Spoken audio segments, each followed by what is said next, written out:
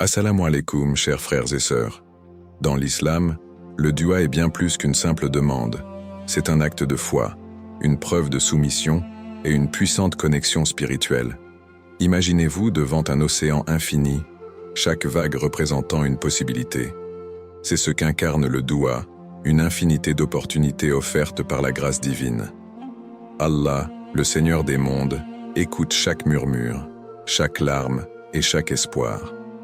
Avant de commencer cette vidéo, n'oubliez pas de liker cette vidéo, car cela nous donne beaucoup de force pour continuer à partager du contenu bénéfique. Et je vous invite à vous abonner à notre chaîne et d'activer la cloche de notification pour rester informé de nos prochaines publications sur la foi islamique. Merci et bonne vidéo. Comme le dit le Saint-Coran, lorsqu'il veut une chose, son commandement consiste à dire « Sois, et elle est ». 36, 82. Ce verset ne se limite pas à une démonstration de puissance. Il rappelle à chaque croyant qu'aucune situation n'est trop difficile pour Allah. Ce qui semble insurmontable pour un être humain est une simple parole pour lui. Prenons un exemple captivant. Il était une fois un homme accablé par des dettes et des responsabilités. Chaque porte semblait fermée et son cœur était rempli de désespoir.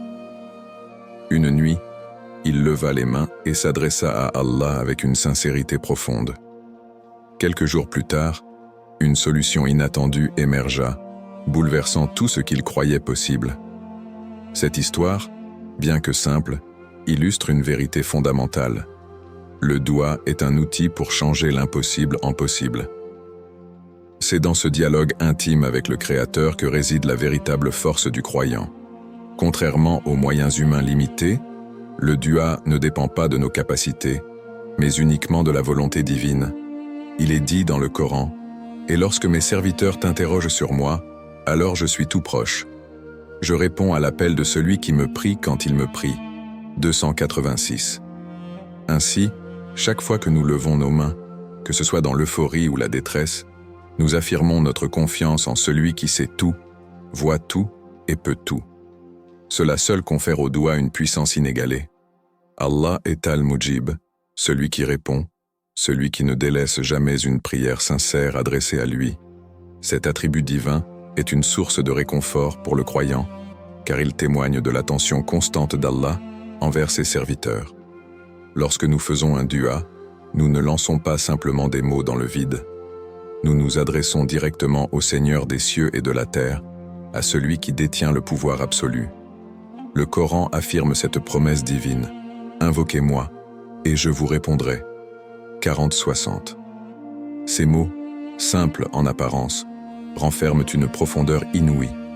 Allah, dans sa majesté, invite l'humanité à établir un dialogue direct avec lui. Cette invitation n'a pas de condition. Riche ou pauvre, fort ou faible, chaque individu a le droit et le privilège de l'invoquer. Pourtant, cet acte demande foi et confiance, car parfois la réponse ne vient pas sous la forme que l'on attend, mais elle vient toujours sous une forme meilleure, parfaite, à un moment qu'Allah juge idéal. Prenons l'exemple du prophète Zacharia, paix sur lui, un homme âgé, sans espoir apparent d'avoir un enfant. Malgré les limites humaines de son âge avancé et de la stérilité de son épouse, Zacharia n'a pas hésité à lever ses mains et à invoquer Allah avec une confiance absolue. Comme rapporté dans le Coran, « Ô mon Seigneur, ne me laisse pas seul, sans héritier, alors que tu es le meilleur des héritiers. » 21-89. Et Allah lui a répondu, lui accordant un fils béni, Yahya, alors que tout semblait impossible. Ce miracle illustre que lorsque nous croyons en Al-Mujib, aucun obstacle n'est insurmontable. Un autre exemple puissant est celui du prophète Jonas, Yunus, pris au piège dans les ténèbres du ventre d'un poisson. Malgré cette situation désespérée, il a crié avec ferveur « Il n'y a point de divinité à part toi, pureté à toi, j'ai été vraiment du nombre des injustes. » 21,87. Ce cri d'angoisse sincère a trouvé une réponse immédiate, prouvant qu'Allah écoute même les appels des cœurs accablés dans les situations les plus désespérées. Ce qui rend Al-Mujib si unique, c'est qu'il répond toujours de la meilleure manière, même lorsque nous ne comprenons pas la sagesse derrière ses décrets. comme il le dit, il se peut que vous détestiez une chose alors qu'elle est un bien pour vous. 2:216. Cette perspective invite le croyant à abandonner ses inquiétudes à Allah, en ayant la certitude que chaque doua est entendu et chaque réponse façonnée avec miséricorde. Ainsi, invoquer Al-Mujib n'est pas un simple acte de dévotion, mais un acte de foi en la promesse divine. C'est une manière de témoigner que, malgré les épreuves, nous plaçons notre confiance en celui qui sait tout, entend tout et ne laisse jamais un cœur sincère sans réponse. Le doua en tant qu'acte de foi porte une puissance immense, mais certains obstacles peuvent retarder ou empêcher son acceptation. Comprendre ces obstacles est crucial pour aligner nos cœurs avec la volonté divine et purifier notre relation avec Allah. Le premier obstacle est le manque de sincérité. Allah écoute et répond à ceux qui l'invoquent avec un cœur véritablement tourné vers lui. Lorsque le doua est fait par habitude ou sans conviction, il perd de sa profondeur spirituelle. Comme le dit le prophète Muhammad, paix et salut sur lui, sachez qu'Allah ne répond pas à une invocation provenant d'un cœur insouciant ou distrait. Rapporté par Tirmidhi. Cette insouciance prive le doua de sa force et éloigne l'individu de l'intimité spirituelle qu'il pourrait développer avec Allah. Un autre obstacle courant est l'impatience ou le désespoir. Trop souvent, lorsque la réponse ne vient pas immédiatement, les croyants perdent espoir ou abandonnent leurs invocations. Pourtant, Allah nous enseigne la persévérance. Le prophète, paix et salut sur lui, a dit « Votre Seigneur répondra à vos invocations tant que vous ne direz pas « J'ai invoqué, mais je n'ai pas été exaucé ». Rapporté par Bukhari et Muslim. L'attente n'est pas un refus, mais une partie du plan divin. Chaque dua est soit répondu directement, soit transformé en un bienfait pour l'avenir ou utilisé pour éloigner un malheur. Croire en cette sagesse divine est essentiel pour éviter le désespoir. La gratitude envers Allah est également un pilier fondamental de l'acceptation du doua. Ceux qui invoquent Allah sans reconnaître ses innombrables faveurs se privent d'une relation sincère avec lui. Allah dit dans le Coran, « Si vous êtes reconnaissant, très certainement j'augmenterai mes bienfaits pour vous. » 14:7. La gratitude ouvre les portes de la miséricorde et rend le cœur plus apte à recevoir les bénédictions divines. Un cœur ingrat, en revanche, risque de fermer ces mêmes portes. Enfin, un obstacle majeur à l'acceptation du doua est l'impureté dans nos moyens de subsistance. Le prophète Muhammad, paix et salut sur lui, a illustré cela dans un hadith poignant. Allah est pur et n'accepte que ce qui est pur. Puis il mentionna un homme en voyage, ébouriffé et poussiéreux, levant ses mains vers le ciel et disant « Ô Seigneur, alors que sa nourriture est illicite, sa boisson est illicite, ses vêtements sont illicites, et il a été nourri par des moyens illicites. Comment pourrait-il être exaucé ?» Rapporté par Muslim. Ce hadith souligne que l'acceptation du doua dépend aussi de la pureté de nos actions et de nos ressources. Ainsi, pour éliminer ces obstacles, il est essentiel de cultiver un cœur sincère, de faire preuve de patience et de gratitude, et de purifier nos intentions et nos moyens de vie. Ces efforts renforcent notre foi et permettent à nos invocations de s'élever vers Allah avec la plus grande espérance. Un doua puissant et sincère n'est pas simplement une demande adressée à Allah, mais une expression profonde de foi, de gratitude et d'abandon à sa volonté. Pour maximiser l'impact spirituel de vos invocations, certaines pratiques recommandées par les enseignements islamiques peuvent transformer un doua ordinaire en un acte extraordinaire de connexion avec Allah. La première étape consiste à s'assurer d'être dans un état de pureté.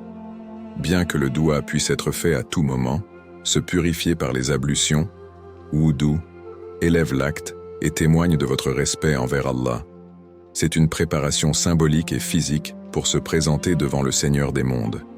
Avant de formuler une demande, il est essentiel de louer Allah et d'invoquer ses noms sublimes. Allah dit dans le Coran, « C'est à Allah qu'appartiennent les noms les plus beaux, invoquez-le donc par eux. » 780. Utilisez des noms tels que Al-Rahman, le tout miséricordieux, Al-Karim, le généreux, ou Al-Mujib, celui qui répond, renforce votre dua et rappelle que chaque attribut divin a le pouvoir de répondre à vos besoins. Par exemple, avant de demander pardon, invoquez Al-Ghafar, le pardonneur. Et avant de demander un bienfait, invoquez Al-Razak, le pourvoyeur. Une autre clé réside dans la précision des demandes, à l'image des prophètes. Zacharia, paix sur lui, malgré son âge avancé, demanda un enfant pieux, non seulement pour répondre à un désir personnel, mais pour perpétuer la foi. Il dit « Accorde-moi de ta part un descendant qui héritera de moi et de la famille de Jacob. » 19.5.6. Cette précision démontre une foi totale en la capacité d'Allah à exaucer les prières, quelle que soit leur complexité. Ainsi, évitez les demandes vagues et osez être spécifique, tout en ayant confiance en la sagesse divine. Les moments propices pour le dua sont des occasions que chaque croyant devrait saisir. Entre l'adhan et l'ikama, en prosternation soujoud, pendant la dernière partie de la nuit, et lors des jours bénis comme Laylat al-Qadr, les portes de la miséricorde divine sont grandes ouvertes. Le prophète Muhammad, paix et salut sur lui, a dit « La meilleure prière qu'un serviteur puisse faire est celle qu'il fait au cours de la dernière partie de la nuit », rapporté par Tirmidhi. À ces moments-là, le cœur est naturellement plus enclin à se rapprocher d'Allah et les invocations portent une sincérité particulière. En formulant un doua, adoptez un ton humble, reconnaissant votre dépendance totale envers Allah. Imaginez un serviteur qui se tient devant un roi miséricordieux, conscient de ses limites, mais confiant dans la bonté de son Seigneur. Le prophète, paix et salut sur lui, recommandait également d'élever les mains, un geste de soumission qui reflète un cœur sincère et dévoué. Voici un exemple de doua puissant que vous pouvez intégrer dans votre vie. Ô Allah, tu es le pardonneur, le très généreux, et tu aimes pardonner. Accorde-moi ton pardon, ô Seigneur, éclaire mon cœur, accorde-moi la guidance, et comble-moi de ton amour. Enfin, rappelez-vous que la persévérance est essentielle. Le doua ne s'arrête pas à une seule invocation. Il s'agit d'un dialogue continu avec Allah. Même lorsque la réponse tarde, chaque prière est une bénédiction en soi, car elle rapproche le croyant de son Créateur. Les réponses d'Allah aux invocations sont d'une sagesse infinie et manifestent sa miséricorde envers ses serviteurs. Chaque doua adressée avec sincérité reçoit une réponse, mais elle peut prendre différentes formes que seule la sagesse divine peut pleinement expliquer. Voici les 3 manières principales dont Allah répond à une invocation, chacune apportant un bienfait unique. La première forme de réponse est l'octroi immédiat de ce qui est demandé. Lorsque ce que nous demandons est en harmonie avec nos besoins immédiats et la sagesse divine, Allah peut exaucer notre dua sans délai. Par exemple, l'histoire de la mère de Moïse, Moussa, paix sur lui, est une illustration éloquente. En proie à la peur pour la vie de son enfant, elle invoqua Allah avec ferveur. Allah répondit immédiatement en lui inspirant de placer son fils dans un panier sur le Nil, promettant qu'il le lui rendrait et ferait de lui un messager. Nous inspirâmes à la mère de Moïse. Allaite-le, et quand tu craindras pour lui, jette-le dans le fleuve. Et ne crains rien et ne t'attriste pas, car nous te le rendrons et ferons de lui un messager. 28.7. Cette intervention divine directe montre qu'Allah répond avec promptitude lorsque le moment le demande. La deuxième forme est le report de la réponse à un moment plus approprié. Parfois, ce que nous demandons n'est pas encore bon pour nous ou nécessite une préparation spirituelle ou matérielle avant d'être accordé. L'exemple de Youssouf, Joseph, paix sur lui, en témoigne. Lorsqu'il fut emprisonné injustement, il invoqua Allah pour sa libération. Cependant, ce n'est qu'après des années qu'il fut libéré, élevé à une position d'autorité et réuni avec sa famille. Cette attente n'était pas un refus, mais un moyen de lui préparer une destinée bien plus grande. Allah connaît le moment parfait pour exaucer nos souhaits et nous invite à faire preuve de patience et de confiance. Enfin, la troisième forme de réponse est l'éloignement d'un mal ou l'octroi d'une récompense dans l'au-delà. Cela signifie que, même si ce que nous demandons ne nous est pas accordé dans ce monde, Allah utilise notre dua pour nous protéger d'un mal qui nous aurait touchés ou pour nous accorder une récompense éternelle dans l'au-delà. Le prophète Muhammad, paix et salut sur lui, a dit « Aucune invocation d'un serviteur n'est perdue. Soit Allah lui accorde ce qu'il demande dans ce monde, soit il en repousse un mal équivalent, soit il lui réserve une récompense dans l'au-delà. » Rapporté par Ahmad. Cette promesse divine est un rappel puissant que chaque dua est une bénédiction, peu importe la forme de la réponse. Imaginons un homme qui marche dans une tempête, implorant Allah pour un abri. Peut-être ne trouvera-t-il pas immédiatement un refuge, mais la pluie qui semblait être un obstacle devient une bénédiction, car elle révèle un chemin sûr qu'il n'avait pas vu. Ainsi, ce qu'Allah accorde est toujours pour le bien ultime du croyant, même si cela dépasse sa compréhension. Ces trois formes d'acceptation sont autant de témoignages de l'amour d'Allah pour ses serviteurs, qu'il réponde immédiatement, qu'il diffère. Sa réponse ou qu'il accorde une bénédiction cachée, chaque dua rapproche le croyant de son Seigneur et renforce sa foi en sa miséricorde infinie. La patience et la foi jouent un rôle essentiel dans l'attente des réponses d'Allah aux invocations. Elles ne sont pas seulement des vertus, mais des outils indispensables pour cultiver une relation profonde avec le Créateur. Lorsque la réponse tarde, ce n'est pas un signe d'abandon, mais une opportunité de renforcer la confiance en sa sagesse infinie. Allah dit dans le Coran, « Avec la difficulté vient la facilité » 94, 6. Ce verset rempli d'espoir rappelle que chaque épreuve, aussi lourde soit-elle, est accompagnée d'une promesse de soulagement. C'est dans les moments de doute et de douleur que la patience agit comme un bouclier, empêchant le désespoir de s'installer. Le croyant, en persévérant dans ses douas, témoigne de sa confiance totale en Allah, convaincu que sa réponse viendra au moment opportun et sous la forme qui convient le mieux. Dans notre monde moderne, les histoires de personnes ayant surmonté des obstacles grâce à leur foi et leur patience abondent. Prenons l'exemple d'une femme souffrant de problèmes financiers. Après avoir perdu son emploi, elle a persisté dans ses prières, tout en continuant à chercher activement des solutions. Pendant des mois, aucune porte ne s'est ouverte, mais elle n'a jamais cessé d'invoquer Al-Razzaq, le pourvoyeur. Puis, à un moment inattendu, une opportunité professionnelle qui correspondait parfaitement à ses compétences s'est présentée, bien au-delà de ce qu'elle aurait pu espérer. Cet exemple montre que la patience, combinée à l'action et à la foi, conduit à des résultats qui dépassent nos attentes. Le prophète Muhammad, paix et salut sur lui, a également enseigné l'importance de cette attitude dans un hadith. Sache que ce qui ne t'a pas atteint ne t'était pas destiné, et ce qui t'a atteint ne pouvait pas te manquer. Rapporté par Tirmidhi. Ce rappel divin apaise l'âme face aux délais ou aux épreuves. Il invite le croyant à ne pas se précipiter, mais à savourer le processus, car chaque étape du chemin est un moyen de grandir spirituellement. La patience dans l'attente des réponses n'est pas une inaction, mais une posture active de foi. Elle consiste à continuer les efforts, à multiplier les duas et à maintenir une attitude positive envers le décret divin. Ainsi, en restant patient et confiant, le croyant transforme chaque retard apparent en un témoignage de sa fidélité à Allah, tout en se préparant à recevoir ses bénédictions sous leur forme la plus parfaite. Les récits inspirants de personnes ayant vu leurs prières exaucées rappellent la puissance du doua et renforcent la foi des croyants. Ces histoires sont des preuves vivantes qu'Allah répond aux invocations, souvent de manière miraculeuse et au-delà de nos attentes. Un exemple émouvant est celui d'un homme en Syrie, confronté à une situation qui semblait désespérée. Piégé sous les décombres après un tremblement de terre, il était privé de lumière et de nourriture.